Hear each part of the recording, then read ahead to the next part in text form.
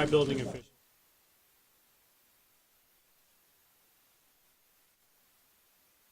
Stand.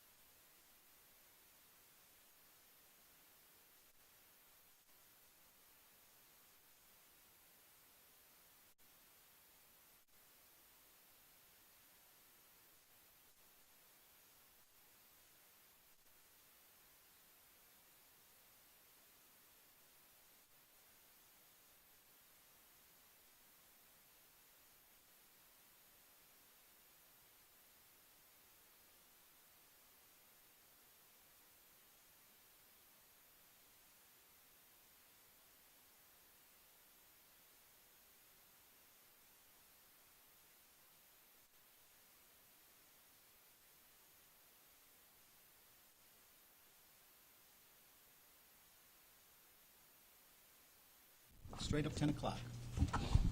So I want to make sure that I thank everybody for being here today on the third day of 2018. I'd like to remind everybody to put their phones on vibrate or mute and hold down the chatter for the viewing public. Also, I'd like to take a moment to remember and recognize Mr. George Ferris. So we have a chair reserved for him who recently passed away, and I want to recognize him for his 25 plus years of service. So at this time, I'd like to take a moment of silence to recognize Mr. George Ferris.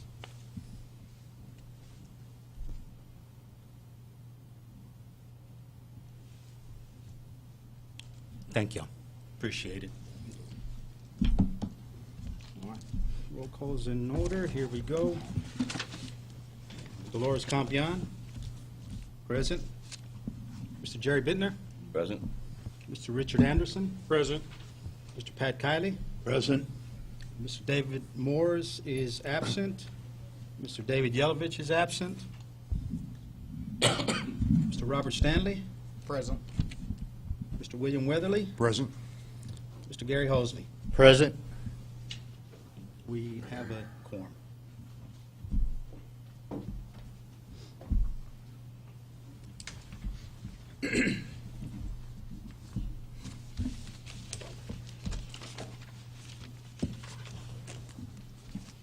So we move on to approving the minutes. Everybody has a copy of them for the meeting in October 25th, 2017. Do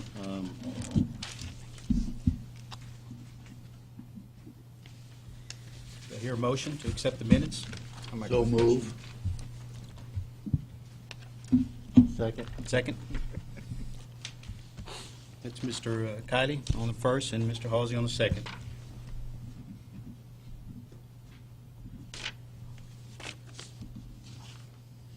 Do we have any public comments? All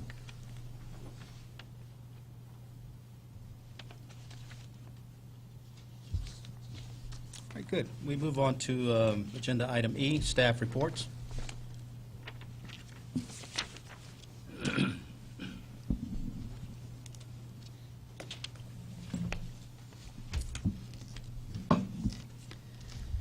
Good morning, Chairman, board members. I'm Lisa Hodak, the licensing manager. Good morning.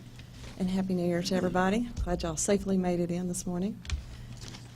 My report lists fiscal year 2015, 2016, 2017, and the first quarter of fiscal year 18. As you can see, the numbers continue to increase overall.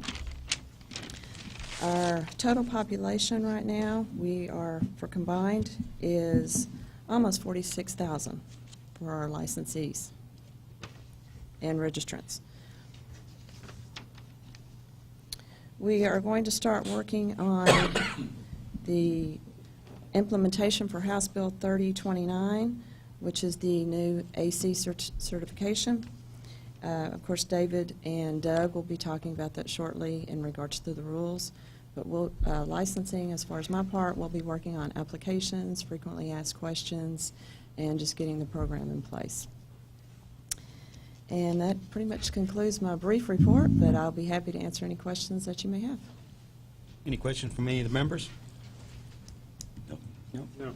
Thank you. Thank you. Thank you, Lisa. Mr. Chairman, Brian Francis with TDLR. I just wanted to point out that this is a new addition to our presentations. Historically, we've had licensing enforcement, and those groups do the presentations. We've added the customer service presentation because it's actually one of the main touch points and one of our main drivers for performance. So please pummel Trey with questions. Anything embarrassing that you could ask him on the record would be also welcome. But I think Trey's going to do a great job for us. Thank you, Brian. Welcome aboard, Trey. Thank you. Thank you. Happy New Year, members, and thank you for your service. Just as Brian mentioned, this is a kind of getting to know you report today for me. So just a quick introduction about customer service. We're about 50 members, a team pretty tightly knit, fast-paced environment. I've brought one of my managers. I have 3, and we've divided the programs up amongst those managers. Her name is Irma Mendoza, and she's sitting right back here. As Bill used to say, and Brian, I think sometimes still says, I am in charge but not in control. Control is still true. So, but I am here to give the report nevertheless. Just to give you a quick understanding of why we do what we do, what we actually do and how we do it. We believe in customer service, and it's one of our core values is to reduce customer effort. And so we constantly look for ways to improve our phone metrics and to get to calls faster, get to emails faster. So that's one of our driving factors. And with the holidays and the weather and the closures, this is a really busy season. I'll just quickly touch on the report. And as you can see, we've got the first 3 months of data. I'm not going to go into a whole lot about numbers. We have phone calls. We have emails. Those are the primary ways that folks contact us in the customer service division. We also respond to customers through our social media channel, through Facebook and Twitter. But back to a little bit about what we do. We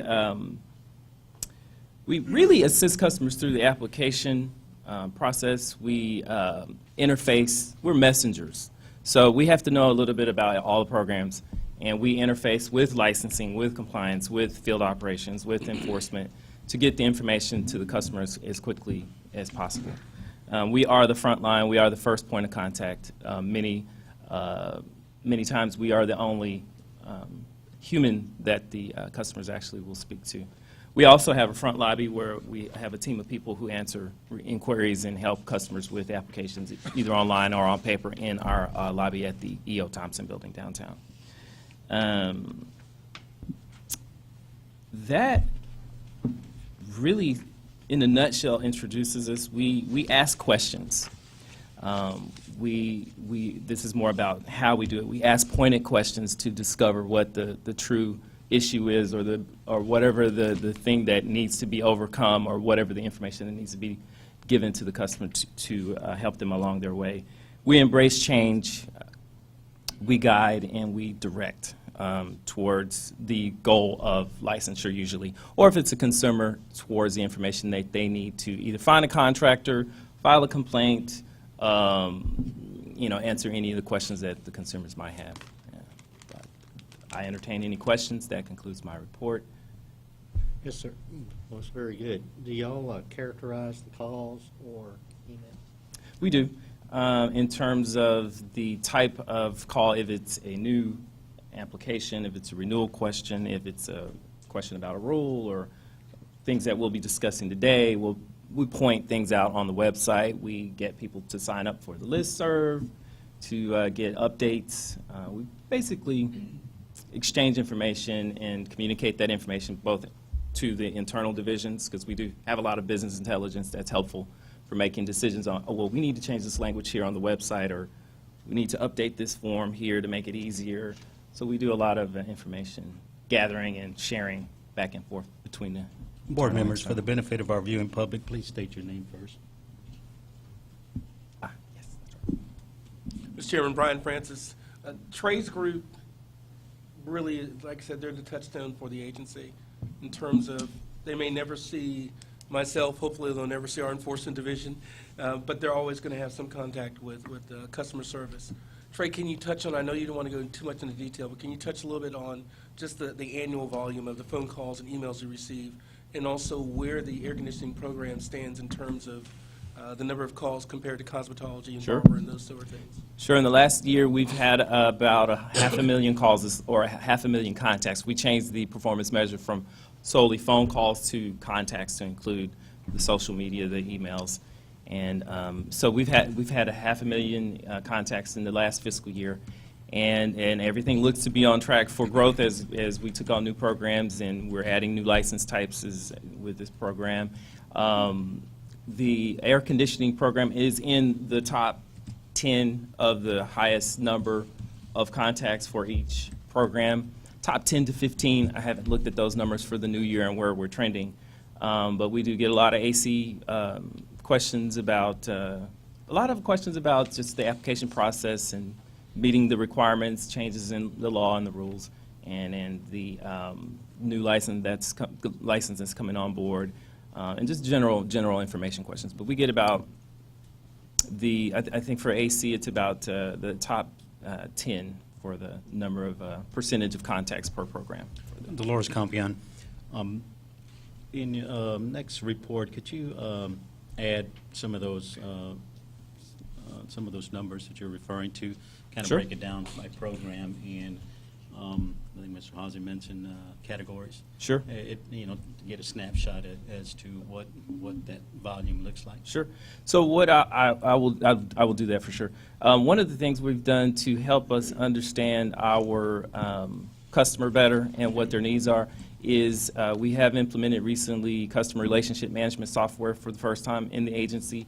And customer relationship management software is something that's been around for a long time, but it's really there to help you keep track of where the customer is on their path towards whatever their goal is, knowing who that request was asked of, and have you gotten that answer back. So we've got a lot of data and stories in there and a lot of details. So we're actually shifting the way we're actually telling our story and the reports that we're giving. So I'll be sure to include some information from, we're getting some pretty interesting data from the way we're tracking things currently with our customer relationship management software. So we'll be able to give you more of a detailed picture on what kinds of questions and who the populations are that are reaching out to us the most frequently.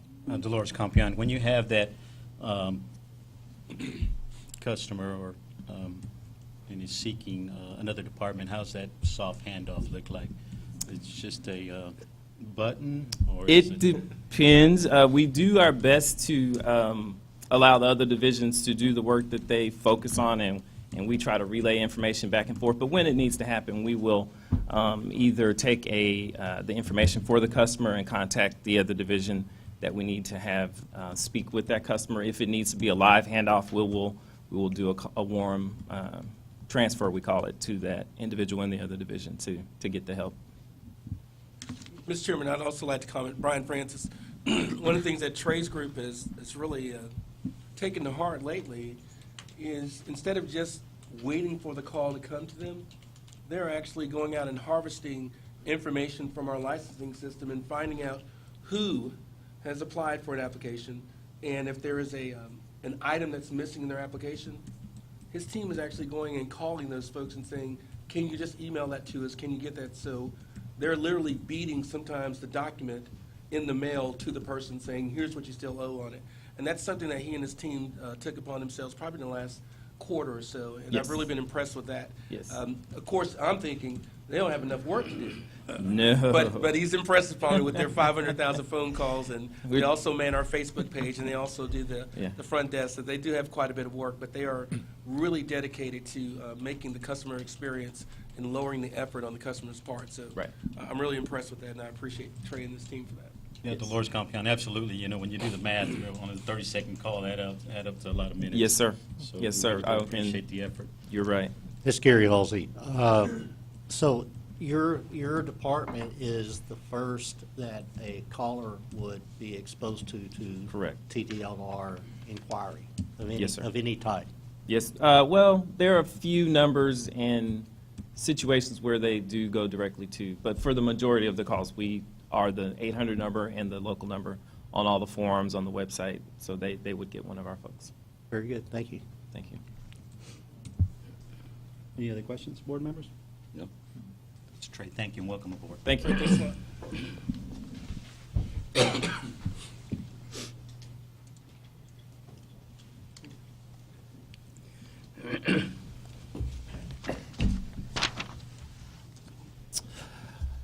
Good morning, board members. My name is John Medlock. I'm a prosecutor with the Enforcement Division. If you look at our report, you can see that we had quite a busy October in terms of outreach and communications with different trade groups and associations, sending our members and our employees there to basically give some different presentations at these different groups. And what we'd like to do there is just kind of, unless we're speaking on a specific topic, just kind of give a general overview of what the Enforcement Division is doing, some of the trends that we're seeing, some updates on some recent rule changes and how they've affected the AC program, and overall just kind of, field questions and kind of get a sense of things that are important to the industry and kind of give the enforcement perspective. It looks like like I said, in October, we reached out to 4 different trade associations and groups and meetings in October alone, and then we also had like a continuing education group that we met with and gave a presentation to. So we try to stay busy. If you guys have any information or different groups that you might want somebody from the Enforcement Division to come speak to, feel free to let us know. We're always happy to send someone out there to talk with, to give a presentation, just kind of give a basic update of what it is that we've been doing, or maybe some trends that we've been seeing in the industry with regard to the enforcement action. So with that, we'll move on to some of the selected cases to highlight. We've got 4 on the list today. The first one is Mr. Gerald French. It was a default order that was signed in the amount of $8,000. Mr. French had previously had an AC contractor's license, but it was revoked, and that was also based off of a default order. In this instance, he has continued to advertise himself as a licensed AC contractor, but he is in fact not, because like I said, his license has been revoked. Again, he has not responded to that notice, so a default order was taken. So in the event that he ever does go forth and try to renew his license, he will have a very substantial penalty to pay before he can get that renewed.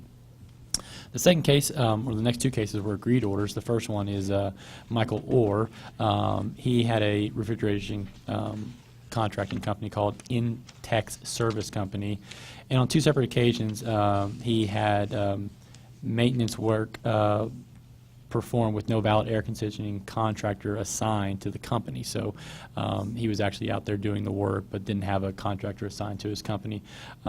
He paid a $3,000, or he was assessed a $3,000 fine, came into an agreement, and as of right now, he's made about $500 worth of those payments because that was a recent agreed order that was just signed. The next one was Carlos Ortiz.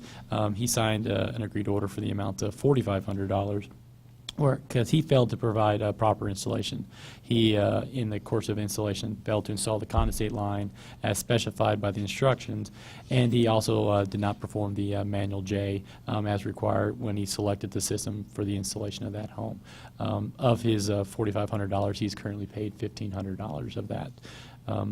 Last is a little bit different case. It's we have the enforcement cases where we have people that come into the department through complaints, either through the department complaint or through a consumer complaint or the industry.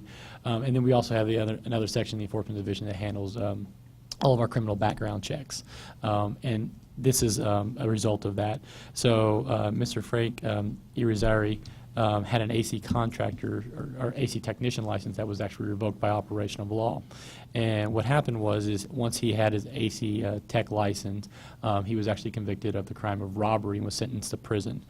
There is a statute that says that if an occupational license holder goes to prison, that license automatically on the day he goes to prison is revoked by operation of law.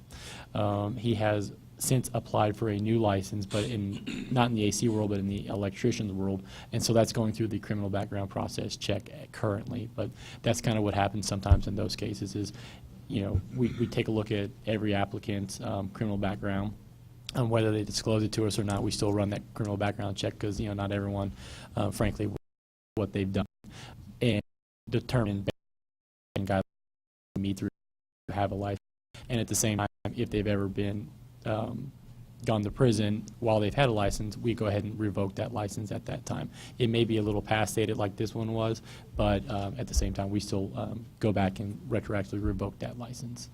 So, and then finally, as you can see, the statistics, it's basically through the first quarter of our fiscal year, which starts in September. As you can see, we've opened almost 300 cases through November, which is about on par with what we kind of typically do at this point in time of the year. We'll start seeing some probably more cases ramp up in the summertime. And as of right now, we have assessed $86,000 in penalties and collected $13,000. Again, that's kind of about on par what we usually do through this course of the time. If you guys have any questions, I would be happy to answer them. Mr. Gary Halsey, I'd like to go back. One, a question, then a comment. On the unlicensed contractor. Mr. Orr? Right. Yes, sir. The law states that unlicensed contractor cannot collect fee for That's correct. anything they do. Are they ever required to go back and refund that money to those clients? We can't force, there's nothing in our laws and rules that can force, that we can say that you have to go back and refund it. Sometimes, in working a case and we contact them, we can successfully obtain a refund for a customer. Not all the time. Okay. But if sometimes if they're willing to work with us and they're actually willing to respond to us, sometimes that can happen. Brian Francis, Mr. Holsey, that is a course of action, though, that the consumer can take. So really, the way the statute's written, it empowers the consumer to have that avenue to pursue that. Okay. Very good. Thank you. The next, Frank, I'm going to have a difficult time pronouncing. Irizarry. Yes, thank you.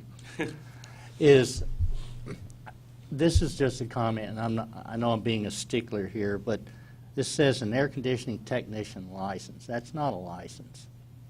It's a registration. Right.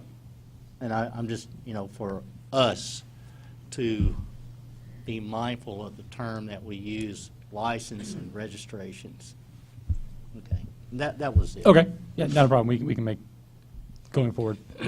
Dolores Campion, on Mr. French there, obviously this gentleman has kind of secluded himself and it's non-compliant, and he's, is there any other recourse besides whenever this gentleman decides to resurface again? There are a couple of options we can do. Typically, if the penalty is high enough, we refer it over to the AG's office for their collection.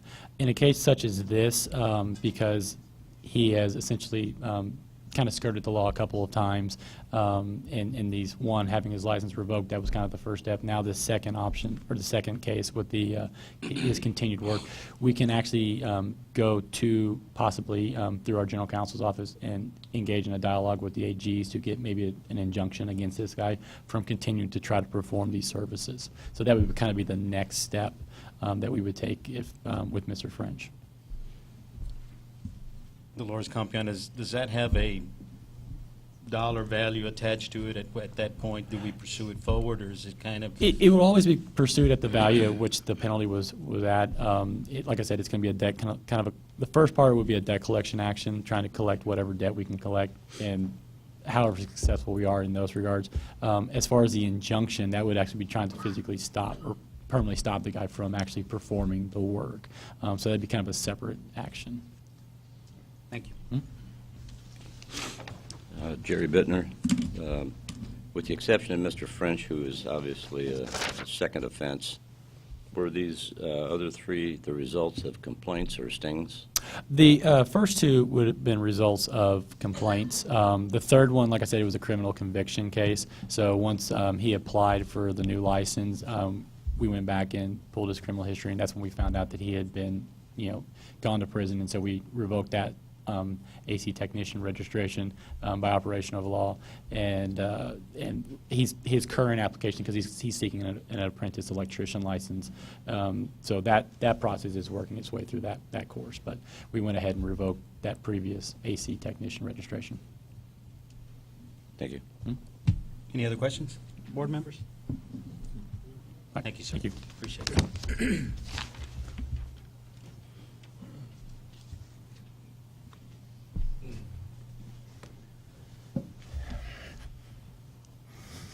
Good morning, Mr. Chairman, members of the board. I'm Ray Pizarro, Director for the Education Examination Division. As you can see in your report, we've had a few exam review committee meetings. The exam is now currently referencing the 2015 as of January. We continue to look at poorly performing items. Those of you who are part of the subject matter expert team will realize that we kind of look at all of those items that are either everyone's passing or everyone's failing. We look at those items as poorly performing because they're not making that assessment whether that person is minimally competent or not. In March of this year, from the 27th to the 29th, we're going to start working on the ACR Certified Technician Examination. That's coming up this year. As you can see, we have so far total amount of emails that we receive, and you heard through Trey, a lot of the information goes through customer service, but we also get direct emails as well and contacts from our folks, and that's a total number. With the new system, I've already asked Trey, we're going to try to give you and all of the boards that we talk to, give them more information directly about how many AC contacts we receive. So hopefully you'll see in the future a little bit more. You'll see a total number, but you'll also see a distinct number for your group. So we're going to work on that piece. That's pretty much all I have at this point in time. If you guys have any other questions for me, I'll be happy to answer them. Gary Halsey. I'm just looking at the statistics here for September, October fiscal year 18. It seems that evidently the questions are a little better. Yeah, you notice that? Yeah. And again, you have to realize. Or too easy. Which one is it? Well, I think they're better prepared, yeah, well,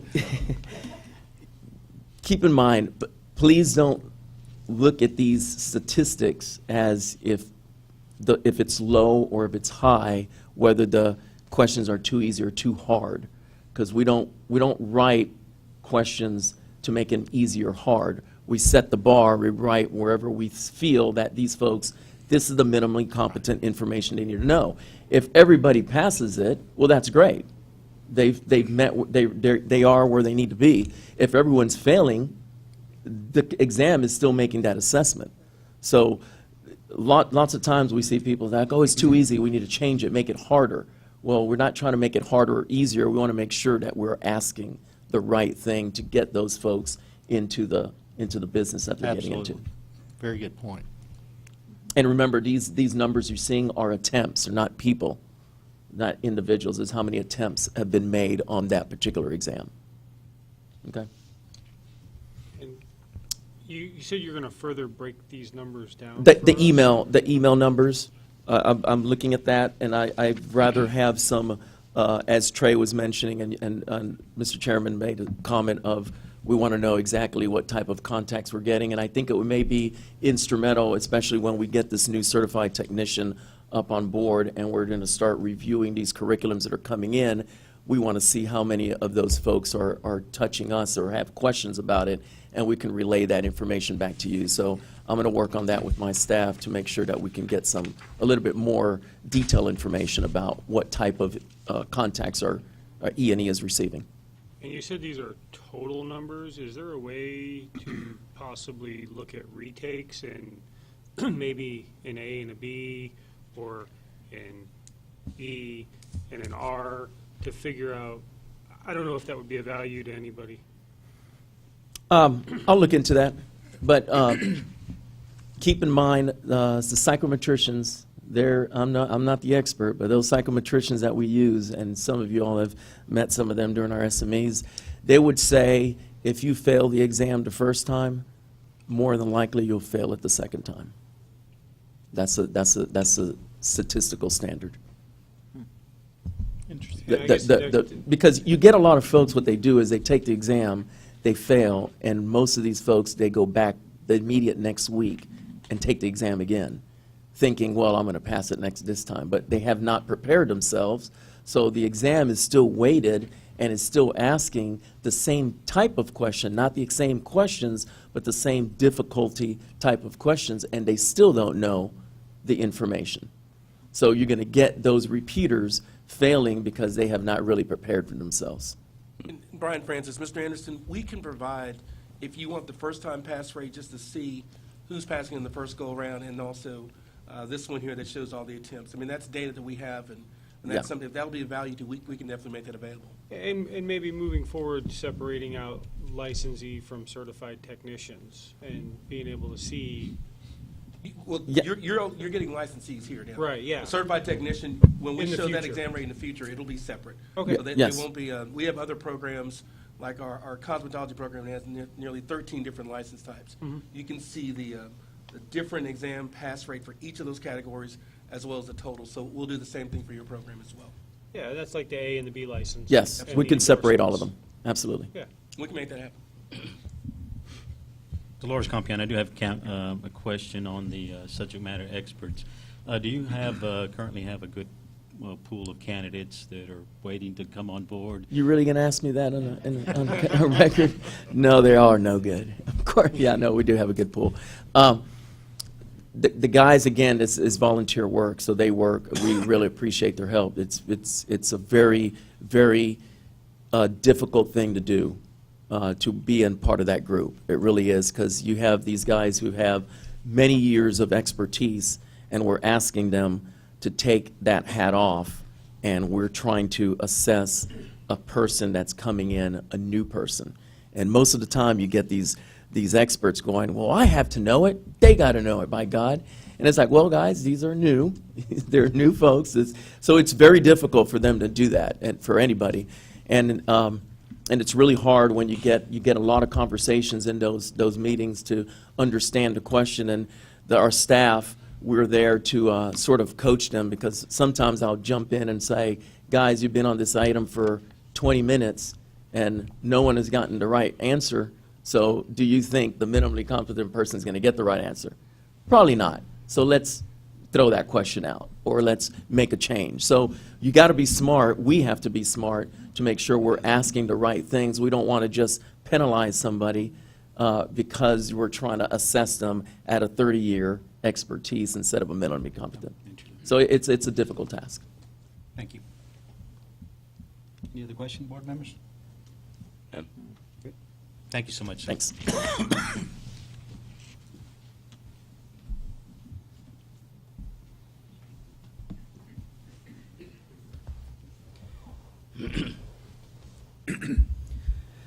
Good morning, Board. David Gonzalez, Regulatory Programs Manager. If you refer to your Compliance Division staff report, I'll be touching on a few of the bullet points. I have had the honor and the continuing honor of leading and facilitating our ACR bill implementation team to enact the changes in statute. I want to remind everybody that it is an ongoing process. It is a team effort. General Counsel, Licensing Division, Education and Examination Division, Enforcement Division, all of them have their perspectives on how the work needs to get done whenever statute is written and how we're going to actually implement it by rule and by process, whether it be forms or FAQs that need to be developed. We rely on their expertise, and we get to give the input from all the separate divisions to make sure that we're thinking of all the different aspects that go along with enacting the statute. Most of this, the fruits of their labor will be discussed in Agenda Item F as part of the rules, which is really the starting point for a lot of the work that we'll be doing in outreach with FAQs and things that will come up as part of the process. Those rules will actually be laying out the plan on how the agency intends on implementing statute. We were busy in December facilitating ACR Workgroup meeting, also a later agenda item. Always a privilege to facilitate those meetings and make sure our work group is staying on task and that we appreciate their volunteerism so that we make it easier for them to have their meetings and discussions. We have been without an ACR program specialist for a few months now. I've been assured by our HR division that the posting will happen in January. So this is advance notice. We're keeping our fingers crossed, trying to explore as many different ways that we can to make the position attractive. As you can probably imagine, finding somebody that had industry experience as well as the certifications necessary to do inspections to back up the expert witness testimony for many of our cases that are necessary is difficult to find. And we also have to complete with the individuals like Mr. Anderson and the municipalities that are also searching for these types of individuals. So it's competitive out there for those positions. Please, if anyone is interested, keep your eye out for January posting of our ACR program specialist position. David, could you do that again? Take another shot at Mr. Anderson. I did. I was looking at him, but I couldn't get eye contact. I was trying. Well, it was the broad smirk that made me. I realize saw a I heard little it. bit. I heard it. But yeah, Austin's, our position's here in Austin and posted in Austin. So we are competing with those salaries in this area, and it's difficult. So thank you for calling me out on that, Mr. Francis. The last item I'll point out is just a reminder, actually, the work that was done in September, actually back to June with this work with the work group and our advisory board to adopt the 2015 IMC and UMC. The work got done a long time ago, but we've been so busy with other things, almost forgot that we need to remind everybody, as of January 1st, 2018, the 2015 code is the law of the land for the ACR program. Any work on or after January 1st, 2018, started on or after, permitted on or after January 1st, 2018, should be done to the 2015 code. We're in 2018, so it shouldn't be a surprise to too many, but all the work that was started prior to January 1st, 2018 can still be done to the 2012 code or the applicable code for the local jurisdictions. But good reminder, in fact, we need to update our FAQ and our rule to reflect up on our website. That'll probably be done by today. So just making sure everybody stays on track with the current code, which is the 2015 code. That's all I have to report. If you have any questions for me, I'm available.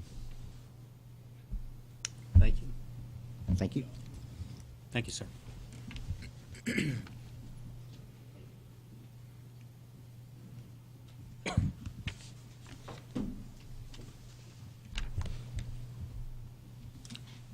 That'd be me, right?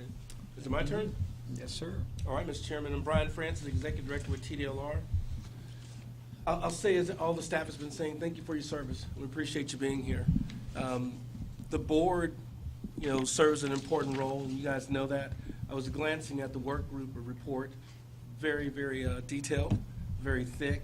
So obviously, it's a good answer that's in there because of the thickness of the document. I believe at the last meeting, you had an update from Nick Lewinis, our Chief of Staff, on our Harvey items. Keep in mind that our efforts early on That was really the meat of our activities, making sure that those licensees impacted in September and October in those 60 counties were taken care of. We did go on and extend some of the provisions as it related to the continuing education provisions, as well as the license extension up till December 20th. So we are probably through with those elements. We're still now on the recovery side of it, working on some of those pieces, particularly with our mold remediation program, which we just took on November 1. So there's still a little bit of TLR in the game. We also have efforts where we'll go to the different emergency resource centers that are set up around in Beaumont and Houston and those areas to make sure people are aware that TLR is here if they have complaints.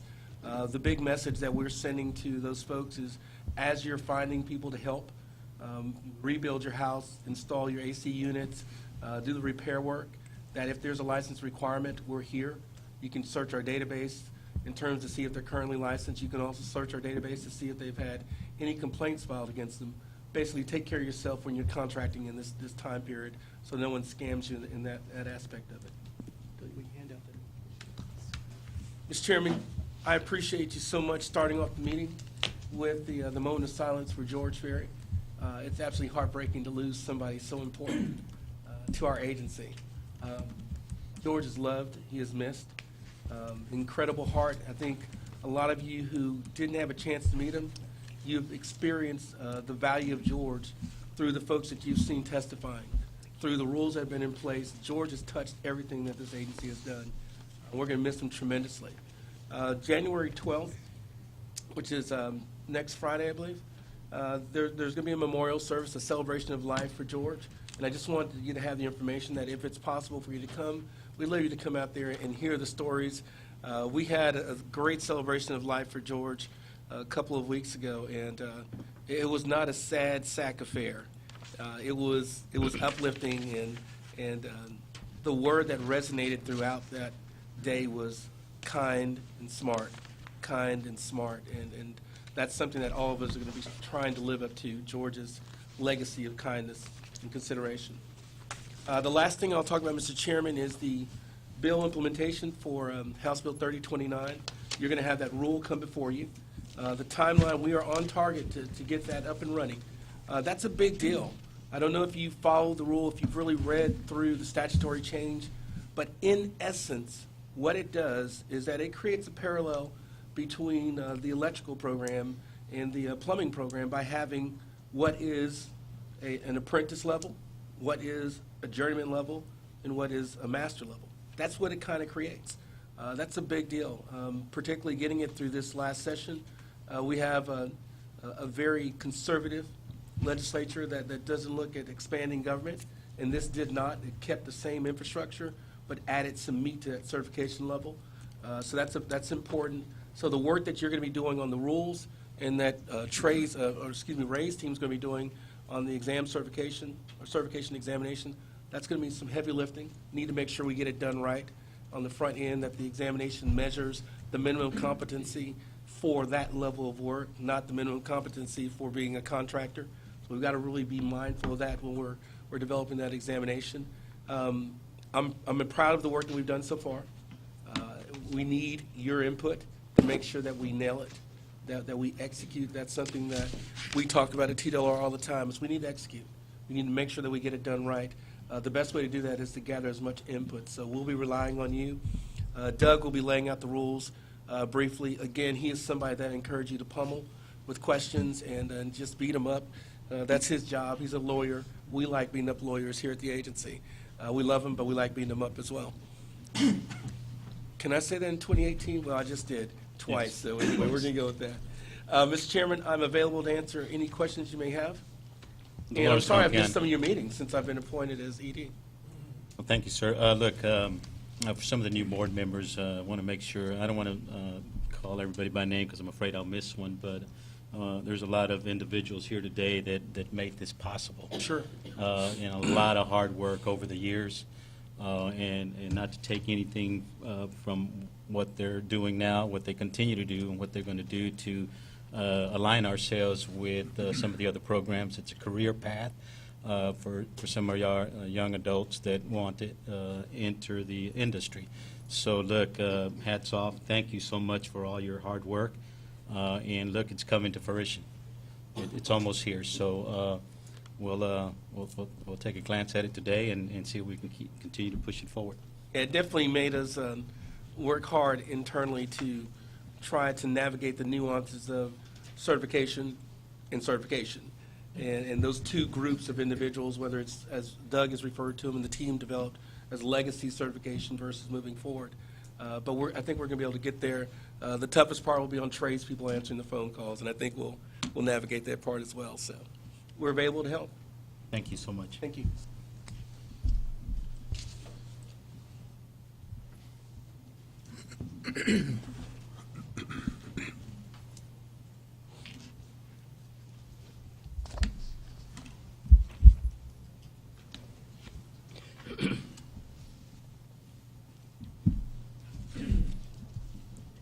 Mr. Chairman, Doug Jennings, Assistant General Counsel for the department. I would request we move on to item F on the agenda. Really, the goal for us today is we'd like to give you a detailed run-through of the proposed rules that the department has come up with for your review today. As Brian alluded to, these proposed rules are going to implement House Bill 3029. We've talked about that bill in the past. It is the bill that creates the new type of certified technician certification. As you're aware, there is currently a form of certified technician. One of the difficulties in drafting these rules is differentiating between the existing form of certified technician and the new form of certified technician created by House Bill 3029. And on the first page of the draft rules, you'll see that difference reflected in some definitions. Specifically the new definitions 12 and 13. So you'll see that the certified technician, the definition that will be moving forward for the new type of certified technician, will just be called certified technician. People who are currently certified technicians under the law prior to HB 3029 will be referred to in the rules as certified technician legacy.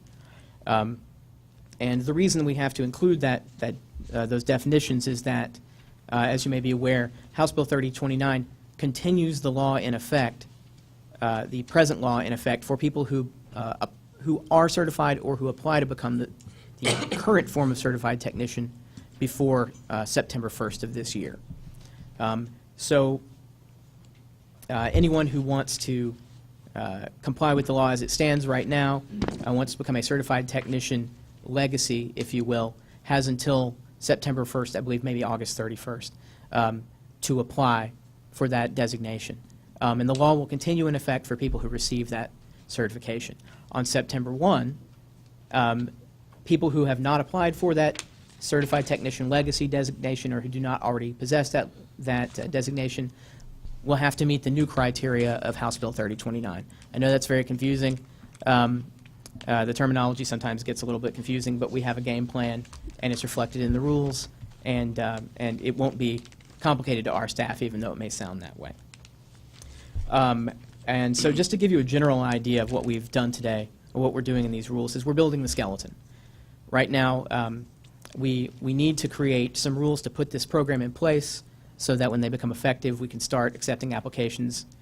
We can start approving certification training programs. We need to have all the pieces in place on day one. One of the interesting things is, and we will talk about all this, so this discussion may be a little bit circular, but we'll be talking about certification training programs. None of those exist yet, currently. And so we have to build a mechanism for our staff to approve those once they come into existence. And so this will be, over the years, maybe even as soon as later this year, maybe next year, we'll be filling in the gaps. We'll be filling in some details in these rules that aren't present right now.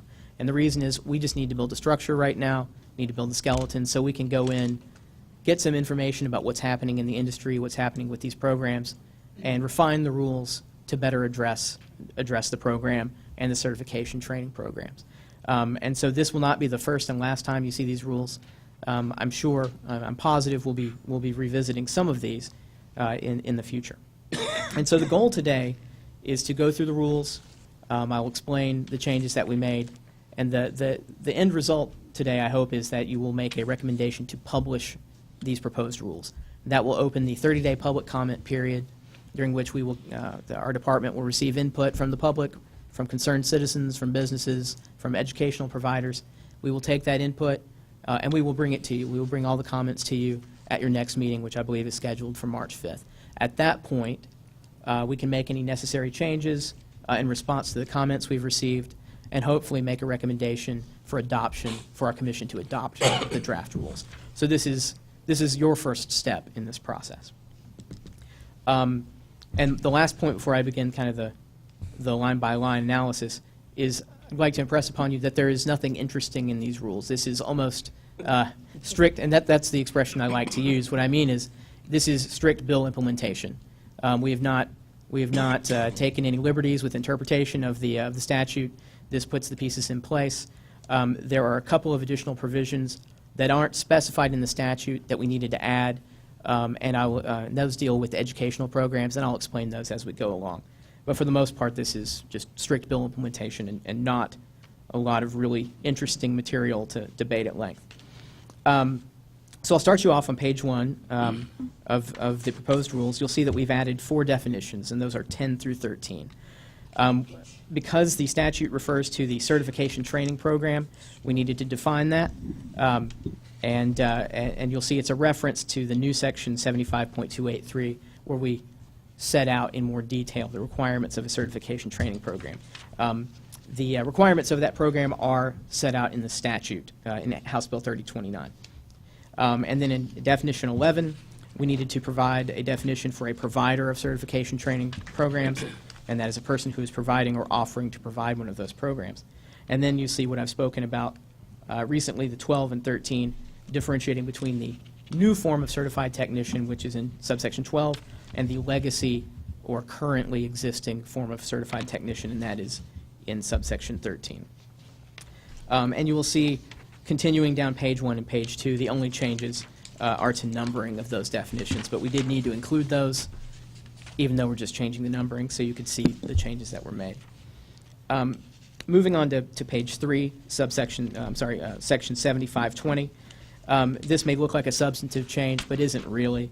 In subsection A2, you'll notice that we've struck have the requisite amount of experience as prescribed, and we've just changed that language to satisfy the requirements of. That is for 2 reasons. Number 1, just to make it easier to read. Number 2, as we've discussed, House Bill 3029 creates a new path to becoming a contractor, and that is it opens a path to a person who has possessed a certified technician certification for at least 12 months and has also met a certain experience requirement.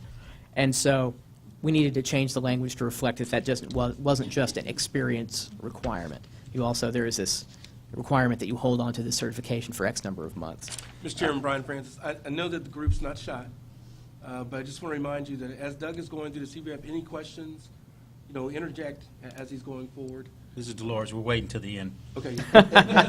Making notes. I love it. That's Interesting. fine. This That's is fine. great. This is great. Don't mind a hot panel, though. Moving on to page 4, you'll see the exact same change in the contractor licensing requirements. It begins on page 3 and moves on to page 4. Again, just changed the language to satisfy the requirements of, for the reasons I mentioned earlier. And there's also a deletion of some punctuation. We also took the opportunity in this rulemaking to remedy some style issues, some punctuation, some capitalization, and also some gender references. 7522, you'll see subsection F. We worded that to remove a gender reference when he has to license to make it gender neutral. And in subsection G, we believed that the word may was more appropriate. May was a better word than can in subsection G. Again, not substantive there. We see a punctuation change in Rule 75.23.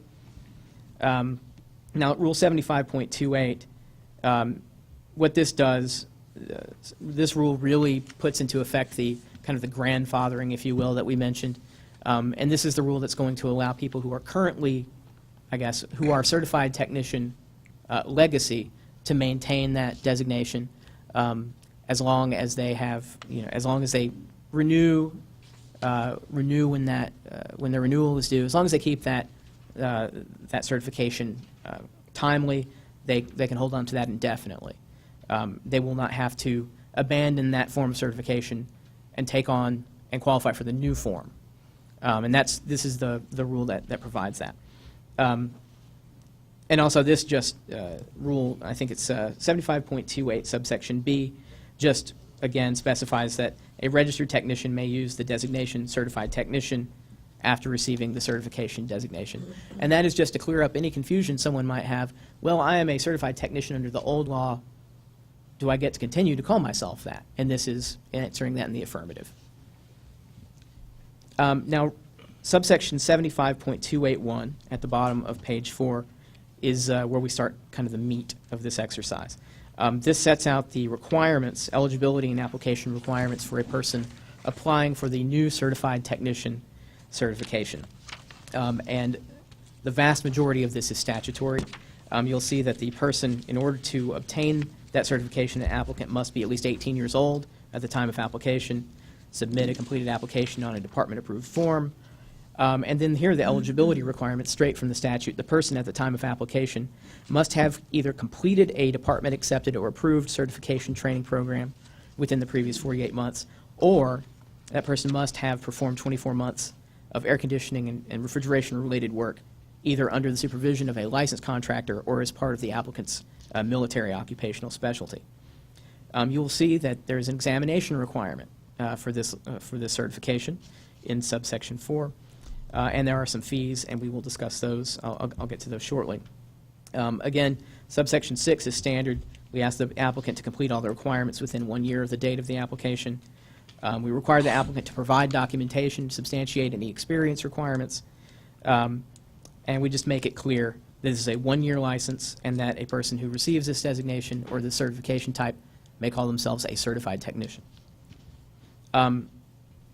Later on page 5, section 75.282 deals with the examination for the certified technician certification. You will see that this section nearly mirrors, I think it's almost verbatim, the provisions dealing with the contractor examination. So we've retained a passing grade being 70% and making sure that a person has to comply with the department's requirements. Don't cheat.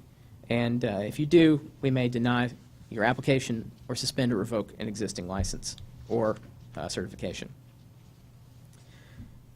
Moving on to the bottom of page 5, section 75.283 sets out the requirements for a certification training program. Now, the requirements for the program are very broadly defined in the statute, in House Bill 3029. It states that a program of education and training must consist of at least 2,000 hours of a combination of classroom instruction, which can take place at a secondary school, learning an apprenticeship recognized by the labor or by our department. So a combination of classroom experience and instruction and then practical experience in air conditioning and refrigeration related work has to total 2,000 hours. These programs, as we know, do not, I'm not aware if any of these programs are in existence yet. They may be developed. Am I incorrect? There may be some that already meet these criteria, but we won't know until they submit an application whether they want to be an approved program. Okay, thank you, David. David Gonzalez. And so really, the rules that we're putting in place today is, these rules are so we can start accepting applications from program providers, ensure that the programs that they are offering or would like to offer are going to meet the statutory requirements, and satisfy our staff that they will provide they will provide students with a level of competency to equip them to pass the required examination. William Weatherly. Yes, sir. Question, have you considered or included Local 286 Union Pipe Fitters program, apprenticeship program? They do have an air conditioning component now. David Gonzalez, TLR. We are open to considering anybody that has a program that fits the criteria by statute. We haven't put out any forms yet. Again, this is the starting point. So definitely, if there's union apprenticeship programs, non-union apprenticeship programs, any programs that are going to fit this criteria, we're being inclusive in accordance with statute. So if you got one that you think will fit, we want to see them put the application in. Very good. Thank you, Very David. good answer. Thank you. And as you see, Yes, we're putting these rules in place so we can start looking at applications and start making some determinations about whether programs are going to meet the statutory requirements. Good question, thank you. Moving on, well, actually, at the bottom of page 5, you'll see that a certification training program provider must receive approval from the department before offering or providing a certification training program. And once again, that is to satisfy the department that the courses being offered meet the statutory criteria and also are going to provide the students with a level of competence upon completing that program. And moving on to page 6, you'll see subsection B lays out the steps for a provider to apply for and receive approval from the department for a program. It requires the applicant to demonstrate that the program contains or includes a total of at least 2,000 hours of the required content, and we ask the providers to provide us, on a case-by-case basis, some documents and copies of course materials such as textbooks, videos, study materials. We also ask the applicant to provide the names and license numbers of any licensed contractors providing supervision of the practical experience in the program. You'll see that the renewal application, this is a one-year approval of a program, and the renewal process is a streamlined version of the initial approval. And also this sets out that our department may audit courses to determine whether or not they are complying with the law, meeting the requirements. And that is something you'll see throughout all of our programs that have an educational component. The E&E division conducts audits all the time to make sure that programs are doing what they say they're doing and that they're meeting the requirements of the law. Moving on to page 7, you'll see section 75.284 sets out the responsibilities of the providers of these programs. States that, subsection A states that after a participant completes a program, the provider must provide that person with essentially a diploma or a certificate, something stating the name of the provider, what course you took, when you completed the course, and that's just generally a good idea, but it also helps the student provide that documentation to us. And also we ask for the school to hand us directly in electronic format. We haven't determined the format yet, but we will. In subsection B, we're asking the provider to submit to TDLR a record of the students that passed the program. We'd like to have their full names, and we also have, we're asking them to retain certain documents for a period of 2 years, any completion records, and also to maintain copies of course materials. Moving on to page 8, you'll see 75.29. The change there is just not substantive, just a simplification. An interesting addition to Rule 75.30 is an exemption that is created by House Bill 3029. House Bill 3029 says a person is not required to have a license in order to perform air conditioning and refrigeration-related work if the person is enrolled in a certification training program and is either younger than 18 years of age or is enrolled at a secondary school. So Rule 75.30, the addition, we are required to add that exemption because of House Bill 3029. Moving on to the bottom of page 8, Rule 75.70, you will see all of the changes there were to make the language gender neutral. And I believe that continues through the end of that rule. So onto the bottom of page 9, we're just seeing punctuation and gender changes, gender neutral changes to the language, nothing substantive. Similarly, in Rule 75.71A, we're just making a change to capitalization. Moving on to page 10, I did notice one thing that is incorrect here. In Rule 75.73, it looks like A5. It is missing a word. We would like it to read, not use the designation certified technician unless designated as certified by the department. So we'll fill that in. Dolores, I'm glad you pointed that out. That way I don't have to. Thank you. It's to save face, you understand. Moving on to the remainder of 75.73, you will see largely just the insertion of the term certified technician, just to make it clear that this rule applies not just to registered technicians, but also to certified technicians.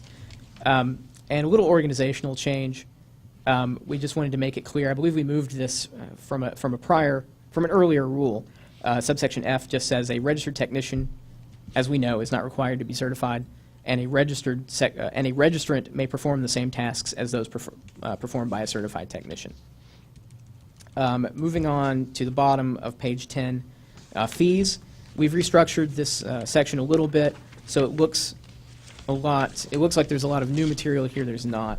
The fees are staying the same, except for, you will see in, I believe, the top of page 11, the application fee for a certified technician will be $50. The renewal application fee will be $35. And we have created a fee for approval or renewal of a certification training program, and that it will be $90 annually. And that is the lightning summary of the proposed rules. I'm happy to entertain any questions you might have. And we will pull up additional staff as needed to answer more detailed questions. Mr. Chairman, it's Gary Halsey. I've got a number of comments. How do you want to handle this? I have several too. Oh, y'all just fire away. You want to start at one end, go Lawrence. to the other, or what? Start down there. That's you. There you go, Mr. Anderson, go ahead. That's Gary Halsey. First, there are other definitions in here, and it's not related, well, directly with this certified technician in here that need to be addressed. So I assume we'll have opportunity between now and our next meeting to address those and bring recommendations of those definition changes. Is that correct? You will always have the opportunity to bring ideas. Can you just give us a little texture? What's one in Well, particular? as an example, page 1, current item 17, design of a system. Well, it was really probably that definition that caused a work group to be convened to define what that is. Sure. And so it's making clarifications to things like that. Because this is 50,000 foot, and we need to get a little more specific. Okay. So And yes, that's definitely. an example. The work group efforts will be rolled into a different rulemaking package, but we will definitely have that opportunity. Thank you. All right, page 4, 75.22, F and G, both of those says the contractor who holds 2 licenses may have, should not the word be shall? In lieu of may. Lay is you have no choice. May is gives you a choice. I'm just talking about as far as legal terms. I think it's arguably Okay, acting I'm just equivalent to throwing it shall out there. You're the expert on that. On page 5, this is under this 75.281 certified technician. And it is, so once you get the certification and you hold it for a year, then you can sit for the license examination, is that correct? I'll read the statute. I'll read the part of House Bill 3029. Let me find it real quick. I think is it 2055?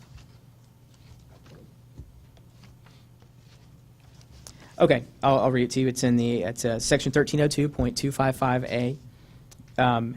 So it deals with applicants for a contractor license. So it says an applicant for a license under the subchapter must have, and the addition from House Bill 3029 is held a technician certification issued under this chapter for the preceding 12 months and have at least 36 months of practical experience in ACR-related work under the supervision of a licensed air conditioning and refrigeration contractor within the preceding 48 months. Okay, so 1302.255 still applies in conjunction with this? That's correct. Yes. Okay. That's correct. that's- It provides kind of the background for these That rules, was yes. the base of my question. Yeah. Thank you. All right.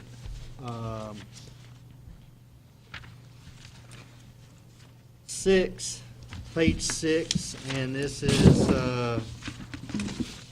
75.283. Item, I guess B3 or 3. Says demonstrate that program includes a total of 2,000 hours of a combination of, and the only base requirement of that 2,000 hours is practical experience. And there's not anything that says you've got, I don't see a curriculum requirement. There isn't any curriculum requirement here. Right, I agree. I agree with that assessment. I think one of the difficulties in implementing the statute is kind of the lack of detail. But at the same time, that is our job to fill in. Okay, so that will be addressed. Yes, it will be. I fully anticipate that. One of the reasons once again, we're trying to build the skeleton today. These programs, some exist and some do not. And we've got to give our staff, our department, time to determine what is the acceptable curriculum. And I fully expect that they'll be making assessments of these programs as these applications come in. We may formalize some of those requirements in rules. It just remains to be seen. But I fully expect that we'll have a work group at some point to help the department figure out what an acceptable curriculum will look like, what an acceptable number of on-the-job hours for this certification is sufficient. Because you'll see that we've got, all we're told is that there's a 2,000-hour requirement, and there's not any additional information about how that breaks down, what percentage is classroom instruction, and that may be something we want to look a little more closely at in the future. It may be something we want to stay hands-off. I'm not clear on how we'll want to go yet, but we'll have to kind of address that as we go. Let me ask a question. And this is in conjunction with 1302-255 eligibility requirements, and it's 2B, you can, to sit for the exam, you can hold a technician certificate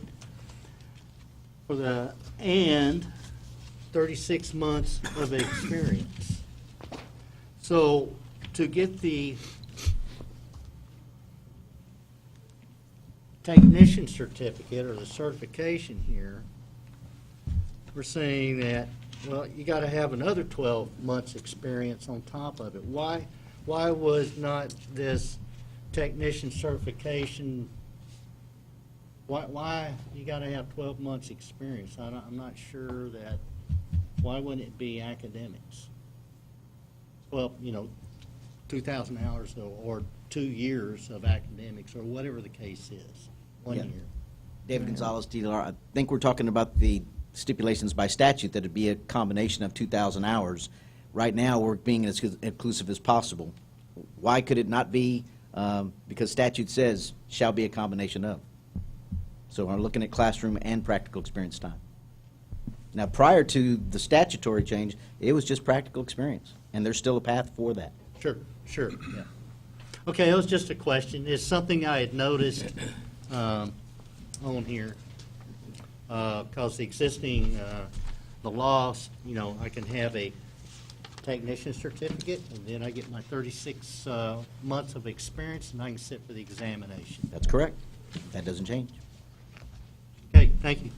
Mr. Chairman, Brian Francis. Mr. Holsey, great eye and good questions. So just to give a little bit more texture to what Doug was saying, in terms of this iteration of the rule package, we have a statutory requirement to get these rules adopted by April 1. I understand. And so we're going to meet that part. And we're going to spend the rest of our time between now and September working with the advisory board to start fleshing out what would be phase 2 of the rules, which is putting more detail and granularity on what are the requirements. This group may say, oh, it should be 1,500 hours of classroom and 500 hours of practical, or you may say some other number. That's going to come out of there. We'll start doing some base work, but we didn't want to presume what the education and curriculum requirements would be this early in the process. Frankly, it would have been rushed. And now we'll have the opportunity to say, here's the infrastructure. How do we start layering the detail on that infrastructure for the curriculum elements and the number of hours that would go for practical versus classroom? Thank you, Mr. Francis. Yes, sir. Okay, and I'm getting close to the end. Page 8. This is under exemptions, 75.30. Item 6, the definition that was added, a student enrolled in a certification training program who is either younger than 18 years of age or is enrolled in a secondary school. It's just, the chapter doesn't apply to them, but should it be added under direct supervision? Or is just guy can go out and, Well, unfortunately, well, it depends on who you ask, I suppose. The section 1302.502, the addition, this exemption, doesn't specify, it doesn't specify that the person may act as long as the person is under direct supervision. It just simply says a person is not required to be registered or certified to act or offer to act as a technician if the person meets these criteria, is a student in a certification training program, and is younger than 18 years of age or is enrolled at a secondary okay, school. I may have been taking this out of context. Well, I think it would have been helpful, I think, maybe to add some language there to specify that a person doesn't need to be registered if this action is taking place under the supervision of maybe an instructor. But unfortunately, well, I mean, I can't divine the intent, and I don't know, what was actually intended to be said there. But And just Brian Francis, I think the context and the totality of it does address it. If you're a student in one of our certified programs, that certification program has to have supervised experience or practical experience. I think it's covered there, and I feel comfortable with that. Yeah, I think that in my mind, I make the correlation between a contractor license and still needing to be a licensed ACR contractor to offer to perform work to begin with. If your concern is that these unregistered technicians will be going out and acting as an ACR contractor, I believe that's covered elsewhere in the laws and rules, that they can't do that anyway. That is correct. right. They may not offer to perform as a correct. Yeah, that's all. Okay, very good. Page 10.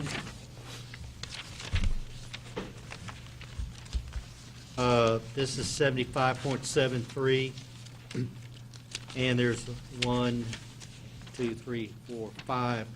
It starts out, it says a registrant or certified technician. Should that be a registered ED or certified technician? Oh, I believe we use the term registrant throughout the rules just to refer to a registered The technician. title of it is registered. Right, I understand. I wanted to change the title just to make it a little clearer, but we have used that term registrant throughout Okay. the rules, but Just a arguably comment. could be changed.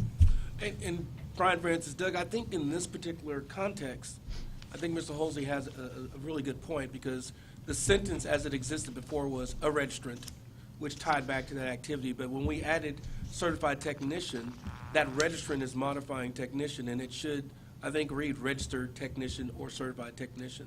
So I think it's okay to make that change there. David Gonzalez, TDR, I think he was trying to make sure we included those legacy registrants and certified, but I think it could go either way.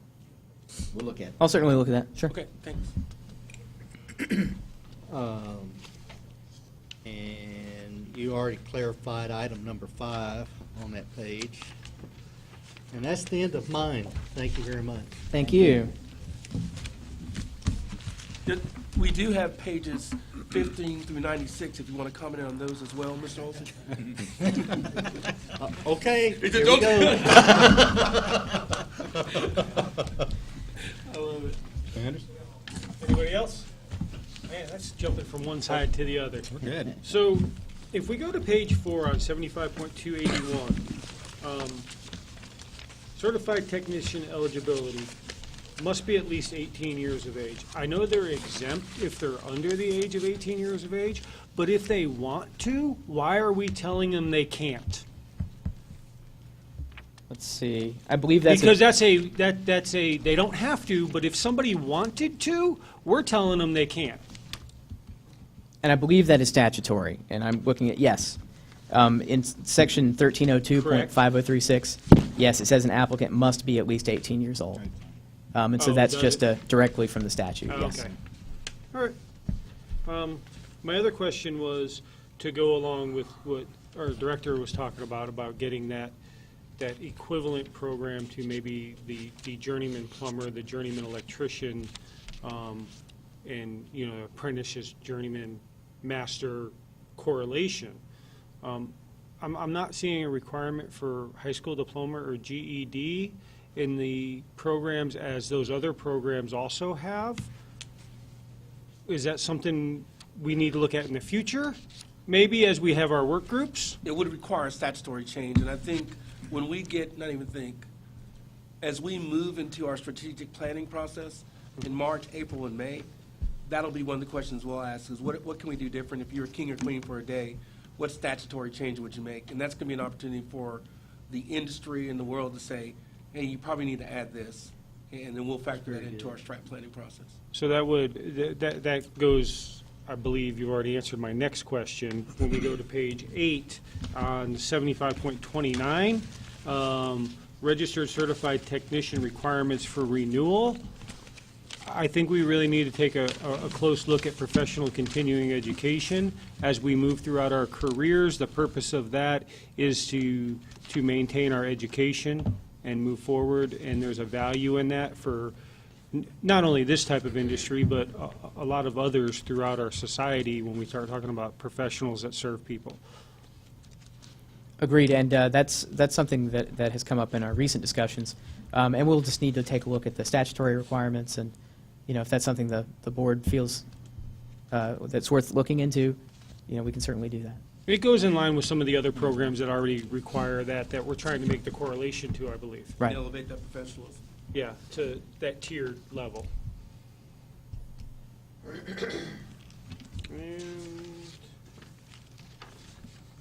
there, That was it. This is Gary, I'm sorry, it's Gary Halsey. Following along yours, are there continuing education requirements for a certified technician? Not created by statute. I believe the only continuing education requirements apply to contractors. I'm sorry, thank you. Currently. Any other questions? This is William Weatherly. This is kind of a philosophical question. It's my second meeting, okay? Would like to know what was the germ for this? What instigated certified technician raising the bar and pushing ahead? And if I might editorialize a little bit, I like it. I think it's good. There is a dearth of skilled labor in this market. And I come from a commercial air conditioning refrigeration union position on the service side, servicing equipment. And I've run a company for many years, and we fought with the local unions for a long time to get service qualifications and air conditioning refrigeration in their program. And it is in their program now. We have journeyman apprentice technicians in that program. Local 286 provides a 5-year curriculum for an apprentice to work under a contractor and be paid while they're working. So I think that's a good program to integrate. But this is, of course, all voluntary, okay? I understand it provides a path for a technician to become a licensed contractor. I think that's great. That's a good point on there. I really like that point. But here again, I would just like to know what brought this about and what was the discussion before. I mean, is it maybe it'll get young people more involved because there's a path and there's something concrete here, and I can be a certified technician rather than just paying my money and being registered. I mean, does it make sense what I'm saying? Absolutely, absolutely. I'd open the floor to any of our. I definitely have comments because I'm not shy, but I want to see where David goes with his answer Go ahead. first. So. Wrong. I'm sorry. Whenever bills are proposed, we think we know where things are going, but we're not always sure. They don't always end up where they start out at. I believe and increase the education levels and the experience level. There's another path, not just the experience level, that allows for a higher qualification. I've heard it in testimony and listened to the discussions. I think it's to make sure that we're not getting rid of that journeyman track that I think we want for that particular profession. Right. We've got registered technicians going straight to contractors. There's something missing in there. There's development missing in there. So I expect that's the path to allow for additional, and the high schools are just not putting out what they used to for trained, hands-on persons that can do this type of labor, and that's sad. And we're actually having a summit in one of our other programs to discuss these very things, because it ain't going to get fixed overnight. It isn't going to get fixed overnight. So I expect this is a step in the right direction.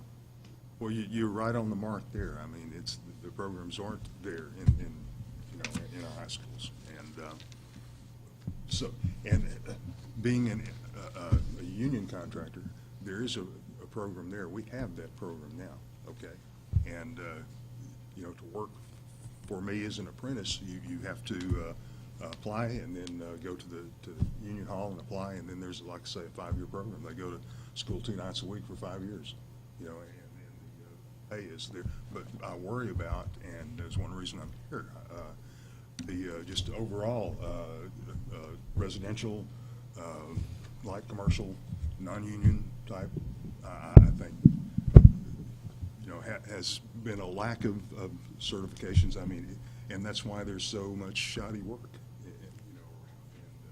So I just thank you for answering the question. I just wanted to get up to speed into what started this and why we're looking at it. This, Gary Halsey, I wanted to say something to your question and in some of the reasons I've heard why the certification was introduced, certified technician, and is to address exactly what you're saying, the shoddy work that is done primarily on the residential side. You can't get away with that in commercial. They'll hold your feet to the fire, and they know how to do it. Residential is a different story. And there is whether it's a 3-ton system or a 300-ton system, the physics of that system are the same. It's identical. So I need a fundamental knowledge to be able to design that system, install it, maintain it, and repair it. So, but that has been absent by many people. Now, there are some very good, top-notch residential contractors out there. And is there a prescribed way to get there? Not necessarily. Many of them are the Abraham Lincoln types, educated themselves. But having the intent, and that's why I asked earlier, why is this within this 2,000 hours?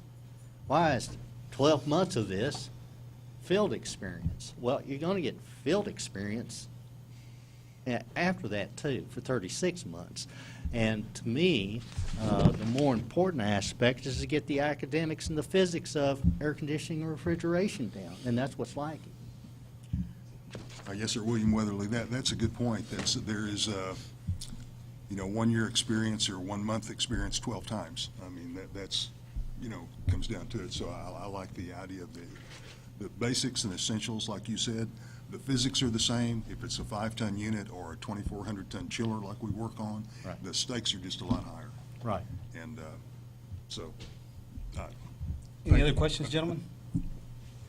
All right, so look, I think the next process would be to have a motion for publication. Mr. Chairman, it's Gary Halsey. I make a motion that these proposed rule changes be published. I second that. Rob Stanley. Mr. Chairman, could we just make sure that with the corrections that were discussed, so it's not just the draft that came before you, but there were some tweaks, the unless and the registrant language, that's acceptable? Correct. Gary Halsey, again, I amend my original motion to state that I propose that these rules as presented be, with the corrections noted, be published. All four? Is We there need a a second on second? it. I second it. Rob Stanley. Thank you so much. All four? Say aye. Aye. Against? Ayes have it.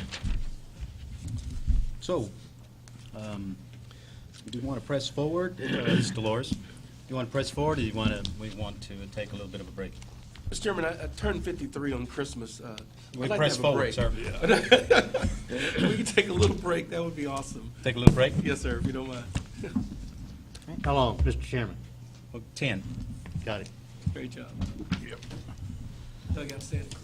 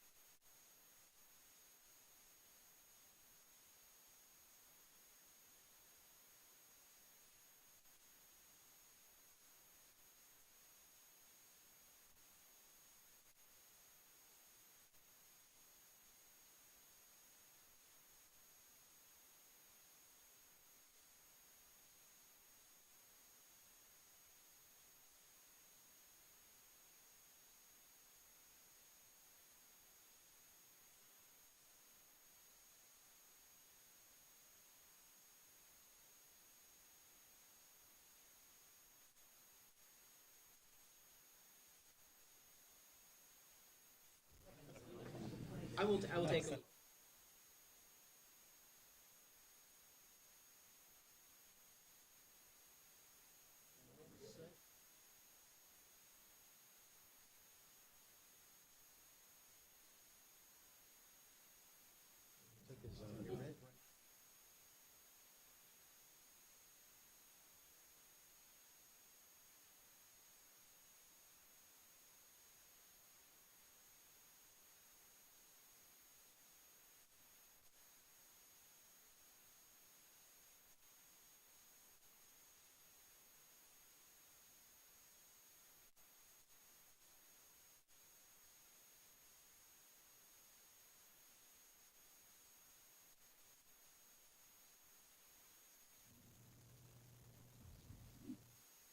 Ladies and gentlemen, I'd like to reconvene the meeting. It is 11:39. Right here. All right, so, this is Dolores. The next item is item G, discussion of the work group and findings of possible recommendations, rendering whether persons performing manual J load calculations should be required to hold an ACR contractor's license. So I'm just going to give a 100,000 feet overview and then let the work group expound on some of that. The conclusion was that performing a manual J to a licensed contractor would be appropriate, that he'd also be a license holder as well, or hold an HVAC license. With that said, reconvening the work group as well to maybe address the possibilities of some definitions or language within the current structure would be appropriate as well. So this is a work in progress. So if any of the other board members would like to expound on that, feel free at this time. Mr. Chairman, it's Gary Halsey. I had the privilege of getting to be part of the work group. But, you know, the work group addressed this topic from the perspective of what's in the current law and rule. And in going through, the work group found that the rules call on the international code. It's adopted by the Texas Commission of Department of Licensing and Regulation, adopting IRC, NUMC, and IMC. And the IRC very specifically states that you will use Manual J. So Manual J then becomes an authoritative document with regard to the rules. As we went through and looking at the ACA manuals, ACA defines the flow of what designing a system is. It's not one activity. It's accumulation of a number of activities. It's calculations, it's system selection, it's duct design, it's diffuser selection, it's layout. It's a number of topics. It's balancing. There's a whole array of topics that include, which define system design, and they're very explicit in that. So also is with regard to their citation, ACA's citation, the experience required to be able to perform a Manual J calculation. Thereby, it's not just entering numbers into a program or a spreadsheet or a 8.5 piece 11 paper and coming up with a number. There's more to it than that. It is really a culmination of your knowledge, academic knowledge that you receive through your training and experience that accumulates in design of a system. Another question that we asked ourselves is, Manual J, is it tested in a licensure examination? And the answer is yes. design of system is 10% of the prospective questions in both the A and B license, as well as the one authorized design manual for that examination is Manual J. So the answer was Manual J is tested in our examinations for licensing in environmental A and B. So, and it's by that conclusion that the work group concluded that a licensure is required for those performing Manual J calculations for the public. Jerry Bittner, I was also on the work group, and I think, as a point of clarification to what Mr. Halsey just iterated on this matter, is that there doesn't need to be really any further technical interpretation of what the law requires. The law was fairly clear in our judgment in its present form that to make Manual J calculations for the purpose of sizing equipment and installing equipment in for under the contracting laws already existed. Moreover, there's been some discussion on whether or not there needed to be a modification to the definitions. I think Gary alluded to that a little earlier, and I don't know that that's required when you read the current definition, because it simply says making decisions on the necessary size of equipment, and it goes on to enumerate all the other elements. But the very preamble, making decisions, is part and parcel of what the Manual J requirements are. When you perform load assessments on buildings and structures for the purpose of determining heat loss, that's part of the decision-making process. So I'm not certain. I mean, certainly you can take any definition and expand upon it and parse words to increase or further clarify their meaning, but I'm not sure that that's really necessary here. Good. Any other board members, any opinions? As you can see, we had some at-length dialogue on this, and the conclusion was that an HVAC license, ACR license, would be required. So with that said, I think we can, if there's no need for this particular work group, we can move off this topic and go Mr. to- Chairman,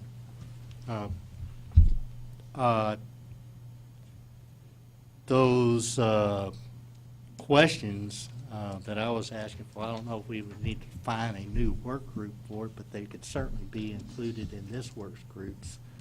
I don't know that we need to dissolve this work group yet.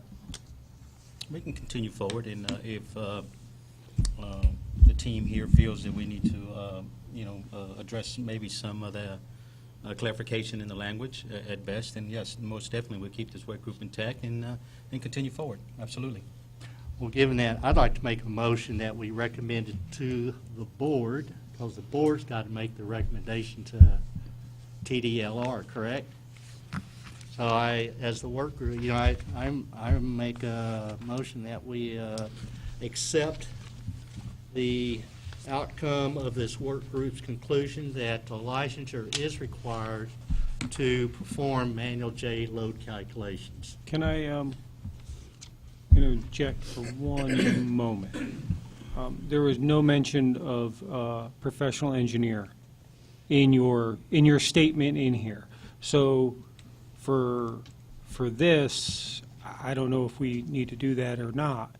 I can address that, is that Manual J is specific to residences. It defines a very specific type of residence it can be used for. I am a professional engineer.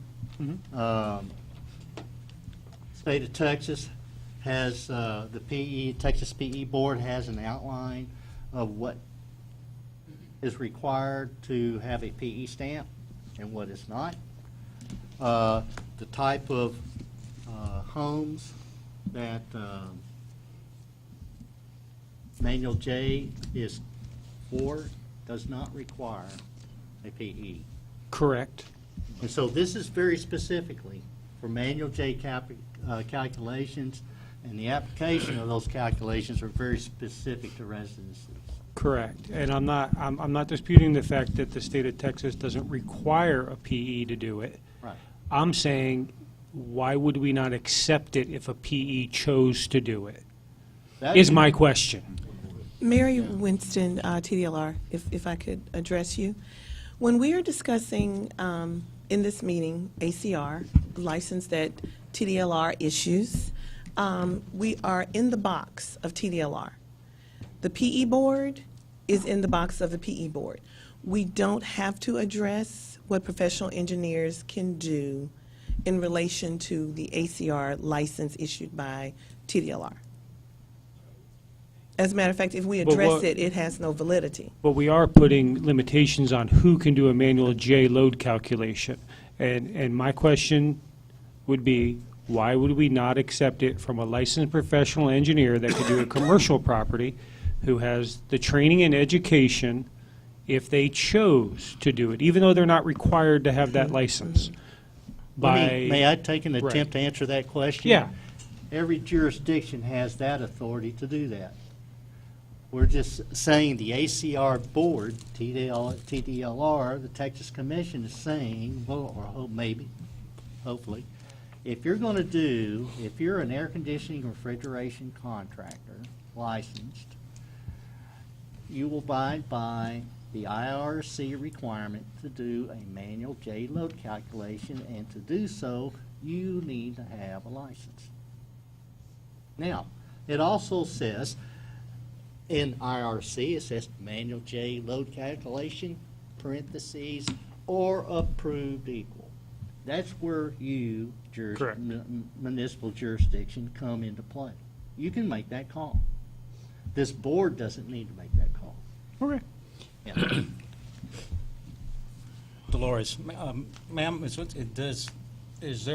do we need to present this particular topic to, because we're not offering any type of exemption, or we're just basically An quantifying the interpretation. rules in place, right? We're really working on interpretation. Right. And the work group came up with an interpretation.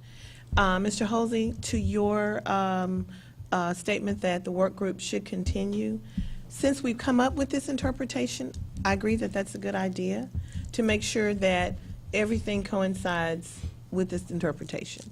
Or we wouldn't have had the question from the beginning, right? There are definitions that are affected, Exactly. or that brought on the question, or Exactly. brought on the need for clarification. Exactly. So I think that work group could, and I'm sure you would agree, take a look now that this has been presented to the full board. The board accepts the work group's analysis of this issue. What else needs to be worked on in the rules to make sure it's in line? If there are some definitions that can be discussed with our general counsel in our compliance. And then those, Dolores, and then those particular recommendations would be offered up to the commission. Yes. And actually, Brian Francis, I mean, we're going to take this information internally and evaluate it. Obviously, we know that this is a pretty pressing issue, and it's got a lot of delicate elements to it. And so we're going to walk through it judiciously. But it was important to get the advisory board's perspective on it, and I thought it was very well researched. But we're going to move judiciously in this effort. We have some other options that I can explore. Dolores here, so we'll convene the work group at a date that is amicable for all parties that were there before. And so we'll come up with that date in the very near future, and Mr. Gonzalez can help us pull that meeting together. We have a motion?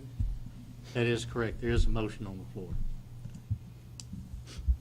Okay, so I made the Restate motion it. to the board Restate. that the board accepts the conclusion that licensure is required for performance of manual J calculations. Second. Do we hear a second? Mr. Riley? Second. Second. All in favor? Aye. Aye. All opposed? Motion passes. Also, I want to thank the work group. Like I said, a lot of dialogue, a lot of back and forth. You can see there was a lot of passion in there, right? And so, we'll continue that passion and enthusiasm moving forward. So, really appreciate the team. Moving on to... Mr. Chairman, Brian Francis, while we do appreciate the assistance from the field, we need to make sure that the meeting stays up there, okay? Thank you very much. We move on to item H. Item H is possible appointment of a work group to discuss the ACR contractor license structure and requirements for the licensure. So I'm gonna volunteer one person already. I'd like to volunteer for that. Scary Halsey. Mr. Halsey. I'd like to volunteer Mr. Morris. He kind of put a bug in my ear. Wanted to be on that work group. So Mr. David Morris. Need one more, right? I will volunteer. Richard Anderson. Mr. Anderson.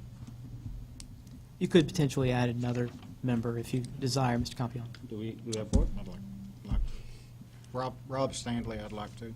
Mr. Stanley? All righty. So we have a work group. And who will be hosting that? You as well, Mr. Gonzalez? Yes, sir. All right. Well, thank you. Item J, discussion in time for the next location of the upcoming board meeting. I'm sorry, Mr. Chairman, I believe we skipped over I. Yes, we did. Thank you. My apologies. Recommendations for any agenda items for the next board meeting? This Scary Halsey, well, anything regarding definition clarifications in laws or rules.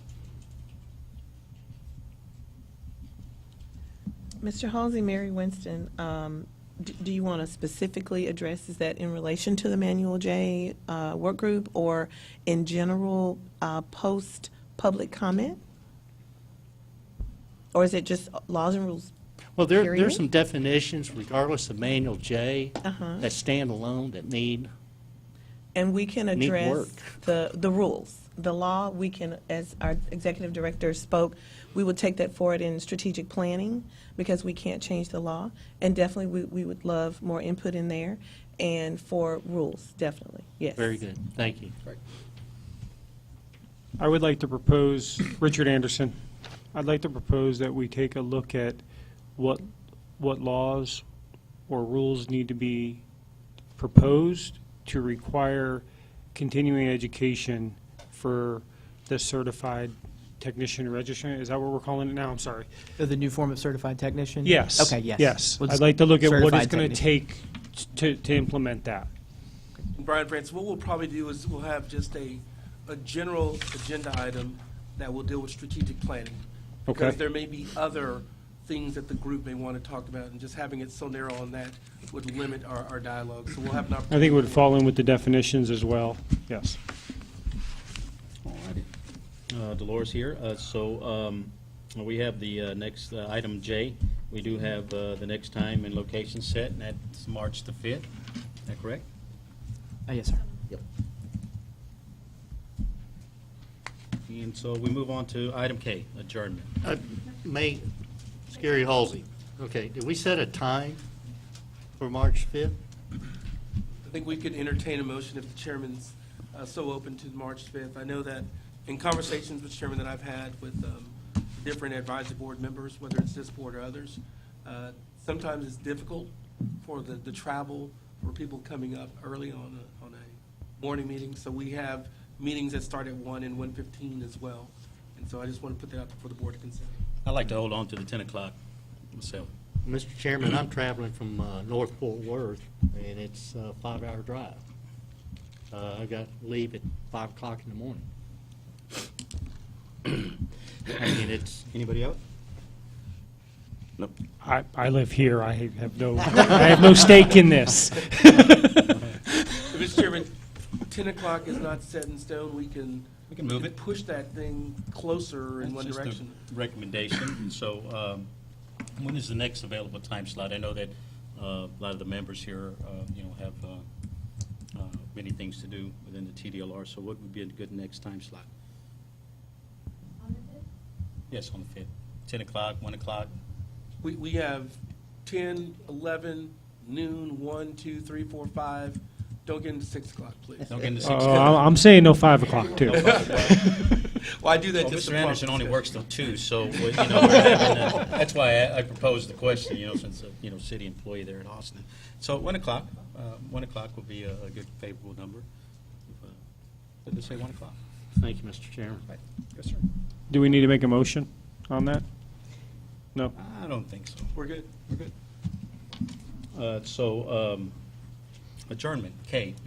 So, appreciate everybody being here, and so we call this meeting to an end. It is 11:59.